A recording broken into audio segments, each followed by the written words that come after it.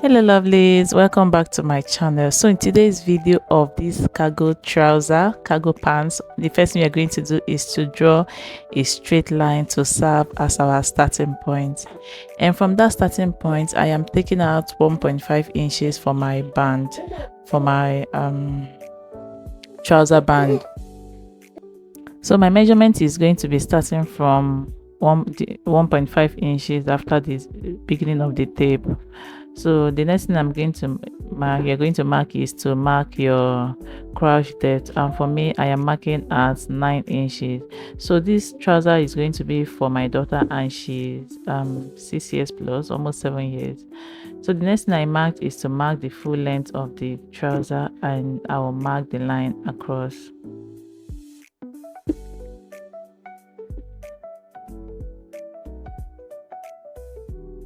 Once you are done with it, we are going to go ahead and insert our round upper round lap measurement. That's your one of your laps. Measure the largest part of it, so that's what you're going to mark there, and we are going to go ahead and divide it into 2 and then make a point at the center. Once you are done with that, you're going to extend all this center line we marked. You're going to mark it all straight.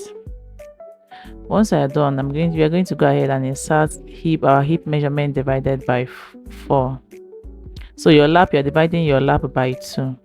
And then for our waist we are dividing it by 4. Then whatever we have, we are going to divide it into 2. So for instance, your waist is 28 inches divided by 4 will have 7 inches. So that 7 inches, you are going to divide it into 2. Mark half of it to the right side of the waistline, and then mark half of it to the left side of the waistline. Hope you understand it now. So I'm going to go ahead and connect our crouch measurement. So instead of marking the line straight from the hip point that we marked, I just left it and then connect the waistline to the where the other lap measurement is. Just look at the video, you understand what I'm trying to say. And then I connected the waistline to meet the crouch point we marked. So from there, I'm just marking the line straight, and this depends on how wide you want your trouser to be. For me, as of now, I wanted it to be from the hip to be straight down, but I later changed it as I continue with the video. I don't want it to be too straight, so I'm just going to go ahead and mark the line straight. Once I am done with it, I'm going to take out some inches from the front body, from the front pattern, and transfer it to the back. The reason for this is to accommodate the butt, and also not to have so much fabric at the front trouser part. So I just deducted 1 inch from the front one and then transferred it to the back one, just like you see me do, and then I'll connect the line. So this is our new point for our waist. I'll cancel out the first one so that we don't make mistake as we go on with the video. Then at the front waistline, I am going down by 1 inch or 1.5 inches, depending on how much you want to take out, and then I'll connect it to I went down, I just took out 1 inch. I'll connect it to the back waistline. And that's basically all for the front pattern of this trouser. As we continue, if you haven't subscribed to this channel, please hit on the subscribe button, join the growing family, and don't forget to give me a thumbs up and then share my videos to family and friends. Support this channel. So we are going to transfer it to cut out our back pattern, and for this I am just extending the crouch line to see where it started. And then once you are done extending the crouch line, you're going to mark 2 inches at that point,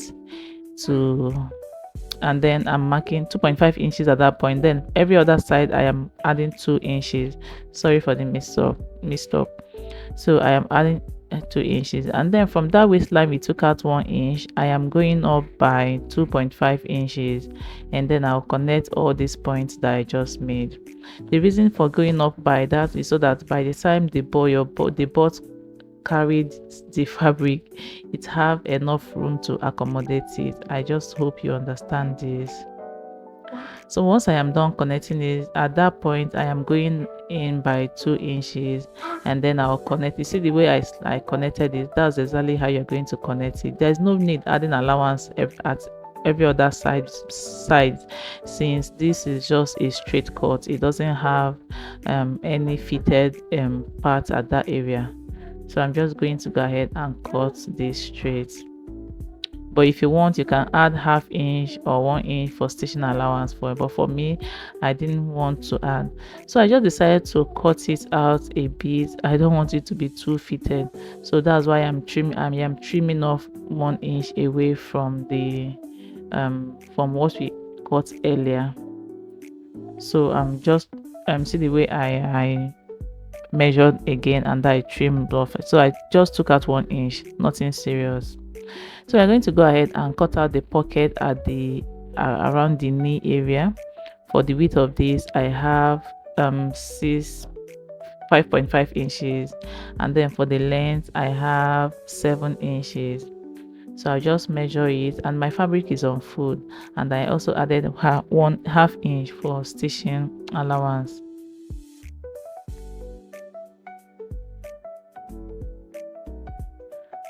And I went ahead to use that same pattern to cut out another one. So this is after cutting it. We are going to go ahead and fold this. See the way I plaited mine? That is exactly how you're going to plait yours. I don't know how to explain this. Just look at the video, you understand it. So once I am done plaiting it, I will pin it down, and then pin the other side down so that it doesn't open up.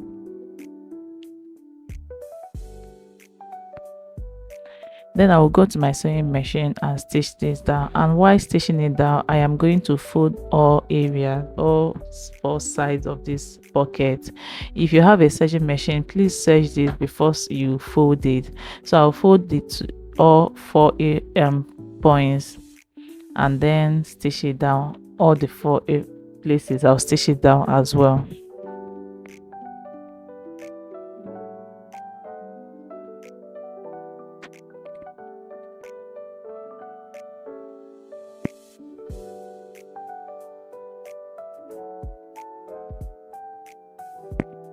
So this is our pattern. We are going to transfer this. So this is for the front one.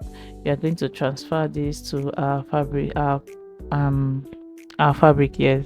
And for the fabric, I am using chinos, or chinos. That's what I'm using. So I'm going to go ahead and add ½ inch around this to serve as our stitching allowance.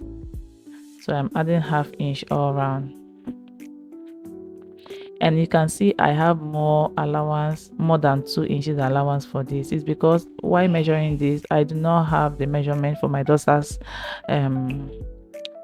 trouser, so I just cut out whatever I feel like it's going to serve her. And when I was able to take the measurement, I discovered that it was shortened by 2 inches or so, so I replaced it. That's why it's so longer than the pattern. So this is the pattern for our side pocket. And for the measurement, for every measurement that I do not mention in this video, please check out the description box. You're going to see it. So I am done transferring all the pattern, the trouser, to our fabric, and this is for our front. So the light has been messing up these days. I moved to another location so I can use the sun. So this is the pocket, and this is the one for the pocket cover. For the width of it, I have 2.5 inches, and then for the length of it, it should be the same length or the same width with the pocket. So I went ahead to cut out the excesses around it after stitching it all around, and then turn it inside out from the remaining opening. Then I'm going to go ahead and stitch down the remaining opening. I'll close it up and then top stitch it.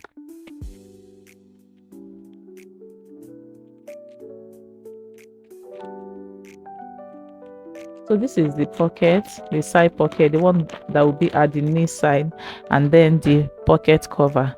This is how it's going to look by the time you attach it. I just feel that the pocket cover is too wide, but I don't know, what do you think? Is it too wide? So this is for the pocket, for the side pocket, and for the length of it I have about 7 to 8 inches, and then for the width I have about 6 inches. So we are going to attach it to the front side, to the front pattern of this trouser. So we are going to open up the front pattern, and then we are going to place this pocket pattern on it. Then I measured about 3.5 inches. Please go in by more than 3.5 inches. By the time we are done stitching it, the pocket seems small. So after stitching it, I cut out the excess there, and then top stitch it, turn it to the wrong side, and then top stitch it. So this is it after I was done top stitching it. I'll bring out the second part of the pocket, and then I'll place it front facing me, and then place the pattern, that's the back of the trouser, is facing the front of the second pocket. Once I am done with this, arranging it, I'll turn it to the other side and then stitch it the way you saw me pointing. So this is it after we're done stitching it. Our pocket is ready. So I'm going to do the same thing for the other pocket, for the other side, and this is it after I was done with the other side of the pocket. Then we're going to bring out our back bodies to attach it to this front trouser. So we're going to be doing front facing front, and I'll go ahead and stitch it from one side, same side to the other, and I'll do the same thing for the other side. If I tell you guys what happened during the process of making this trouser at this point, you will laugh at me. After stitching it down, I discovered, in fact I didn't know what happened. I thought I made a mistake, and I had to lose every single thing I stitched, even the pocket at the knee side. I lost everything, and that's when I discovered that there was no mistake. I was just, in fact I don't know what happened. I had to restitch it again. Oh my goodness. So for the pocket at the knee side, I am stitching at 14 inches, but you can bring yours up a bit if you want, or go down more. So I'll stitch all around and then place the pocket cover and then stitch it on just at the top of it. So this is it. This is our pocket. Side pocket is ready, and our pocket cover is also ready. And I did the same thing for the other pocket. So once I am done, I am going to open up the front pattern and do front facing front. So we're going to go ahead and stitch at the crouch, back crouch, all the way through, and then for the front one I'll leave the zipper allowance open and then stitch the remaining one. So this is for the back. I am done stitching it, so we are going to go ahead and stitch the same side. So you see the way I am holding it, that's the same way you're going to close up yours, and then you are going to be stitching from one end to the other. So this is it after stitching it. This is the front one. You can, like I mentioned, I left the zipper allowance open. So we are going to go ahead and attach our zip. This tutorial is long. Okay, we'll first of all attach our band, our waistband. But if you are going to be using a flying zip like I did, please make sure that you attach your zip before your band. But if you're going to be using normal zip, attach your band at this point. So for me, I didn't want to use a flying zip, but on a second thought, after attaching my band, I decided to make tutorial on the flying zip, which I'm going to be inserting. I'm going to be putting the link to the description box, and I am uploading it as I am uploading this video. So for this video not to be too long, that's why I took out the clip of this the zipper tutorial. So check the description box and it will be there. So I attached my zip and I attached my waistband just like I showed you guys, and that's basically all for this tutorial. I am going to serge every part that needed to be serged, and I hope you find value in this tutorial and you like what you see. It's just like I like what I see, and I like doing it, making these videos. Don't forget to give me a thumbs up. If you haven't subscribed up to this moment, take 1 minute to subscribe to my channel, share my videos to my family and friends, and I will see you in my next video. Thank you so much for watching.